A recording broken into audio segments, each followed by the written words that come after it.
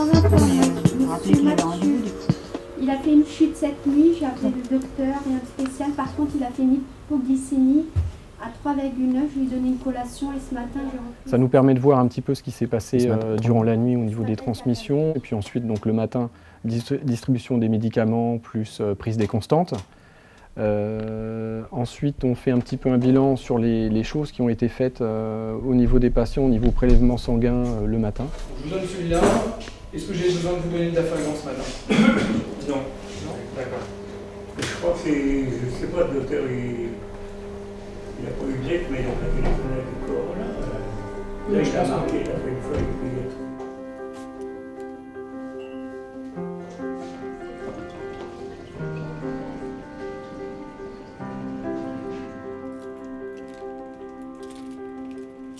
Je suis à la fois garant donc, de la sécurité des patients, de la gestion du personnel soignant, de tout le parcours du patient au sein de la structure. Bonjour tout le monde. Bonjour.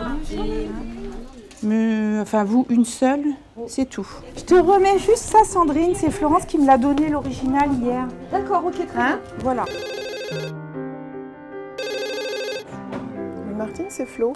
Monsieur, il est passé en soins palliatifs et ça l'avait bien calmé. Depuis qu'on l'a arrêté, il a devenu super bien. Le soin palliatif, c'est l'arrêt de tout traitement curatif. Et donc ça consiste à accompagner le patient et sa famille, voilà, donc surmonter les pathologies diverses qui peuvent se présenter. C'est être à l'écoute du patient, être à l'écoute de la famille. Il y a parfois des situations aussi complexes. Même dessus parce que... En fait, il alterne entre là-haut, sur l'arrière et sur le côté. Bah oui, parce que là, c'est super chaud. C'est pas la même chose.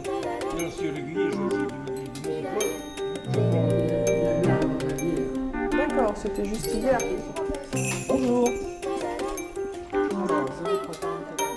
C'est une patiente qui a manifesté vraiment des douleurs importantes. Et ce qui a été difficile, ça a été de trouver le moyen approprié pour apaiser cette souffrance de la patiente. Vous avez des douleurs quelque part? Oui, des champignons dans la gauche. Voilà. Ça les plaît, c'est vrai. D'accord. Et ça a fonctionné. Il a un commun accord avec le laboratoire de l'hôpital qui nous met à disposition un coursier qui vient tous les matins prendre les bilans biologiques. Oui, bonjour madame.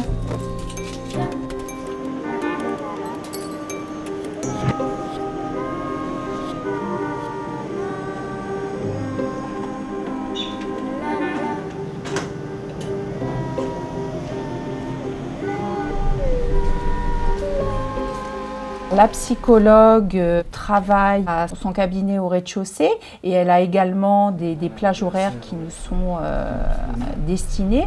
Donc elle se rapproche essentiellement des patients par l'intermédiaire du médecin. Il n'y a pas de souci, on va pouvoir les appeler. Ouais.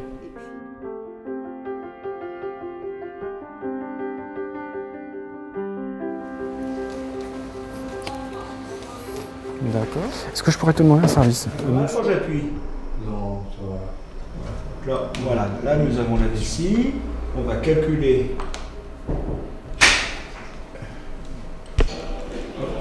Ici, C'est parfait.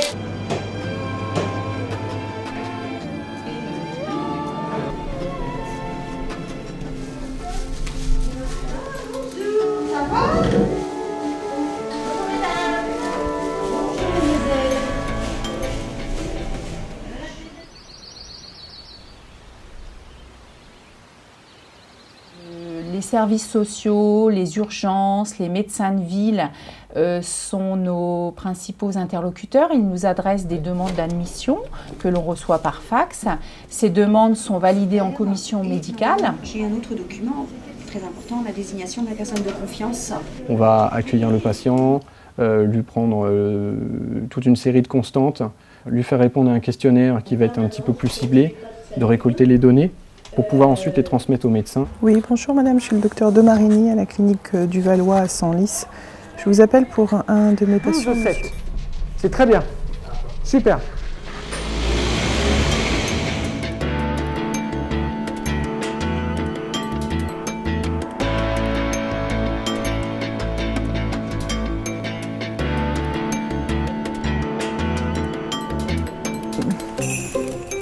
arrêt du régime sans réserve.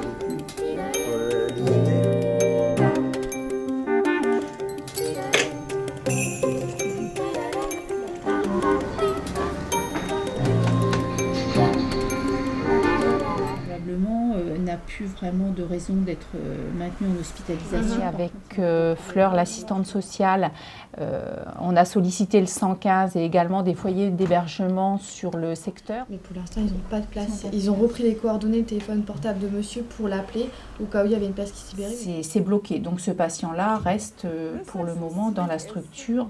Bon, je lui demande de passer vous voir dès qu'elle...